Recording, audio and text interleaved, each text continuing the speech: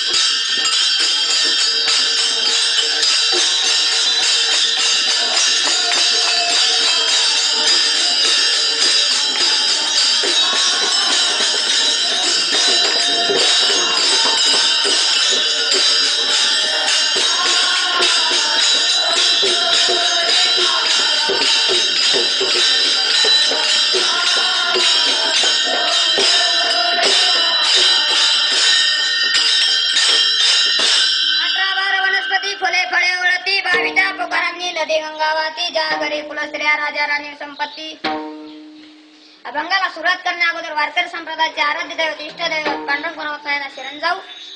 जे सुचेल जमेल ते 2 शब्द म्हणण्याचा प्रयत्न करू. महायोग पीठे तठे भीमरत्यं वरं पुंडलिकाय दातु मुनींद्रे समागत्य तिष्ठं तमानंद कंदं परब्रह्मलिंगं भजे पांडुरंग. पांडुरंगा करू प्रथम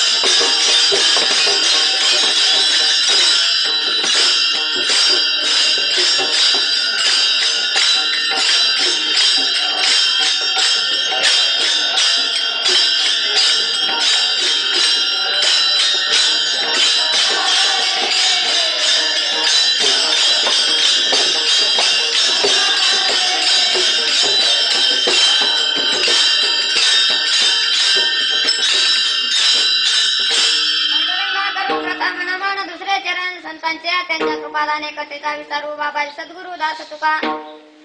18-12 वनस्पती फुले फळे ओळती वावीच्या प्रकारांनी नदी गंगा वाहती ज्या घरी कुलश्रेया राजा राणी संपत्ती एवढे ऐश्वर्य असताना देखील राजा दशरथ दुःखी तर इतरांची काय कथा खरोखरच या संसारात सुख नाही उलट दुःख अधिक आहे दुःख बांधवडी आहे या संसार सुखाचा विचार नाही कोठे सुख नाही कोठे आले या संसारी वायो घरी होऊ नका किंवा संसार सागरू भव दुःखचे मूळ जनवादंतरू माझे केले इंगळ इंद्रिय वजी घाते तपे उष्णवरी ज्वळ सोसेले काय करू दुर्बरे चंडाळ ठोबा दान देगा तुझ्यासारखे नामा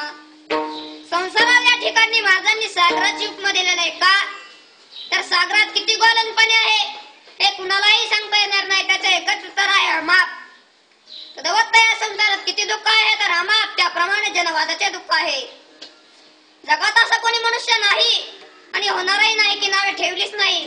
तुम्हाला आम्हाला तर ठेवतील यात वाद नाही पण धर्माचे तंतोतंत पालन करणारे राजा रामचंद्राने रावणाला ठार केले देवतांना बंदीखान्यातून सोडल्यावर सीताला घेऊन आले त्यावेळी राजकाने नावे ठेवलीच की लोक कुणाला नावे ठेवत नाहीत सर्वांनाच ठेवतात एकदा शंकर पार्वतीला म्हणाले आपण कसेही वागलो तर लोक नावे ठेवतात यावर पार्वती म्हणाली असे कसे शक्य तेव्हा शंकरजी म्हणाले आपण प्रत्यक्षात अनुभव घेऊन पाहू तेव्हा शंकराने पार्वतीने वेश पालटून ब्राह्मणीचा वेश धारण केला नंदी गाढव बनला गणपती छोटासा मुलगा झाला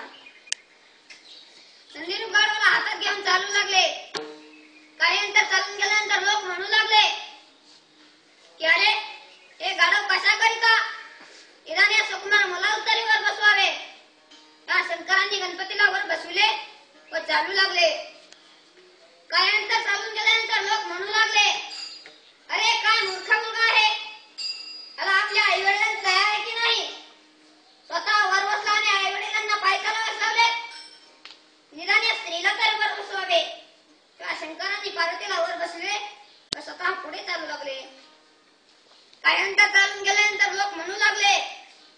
काय मूर्ख स्त्री आहे स्वतः जगदंबेसारखे वर बसले आणि नवऱ्याला नौकरासारखे पायथ्याला बसवले तेव्हा तिघेही वर बसले व चालू लागले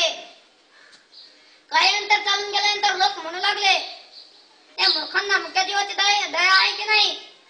तेव्हा तिघेही खाली उतरले व गाढवाला डोक्यावर घेऊन चालू लागले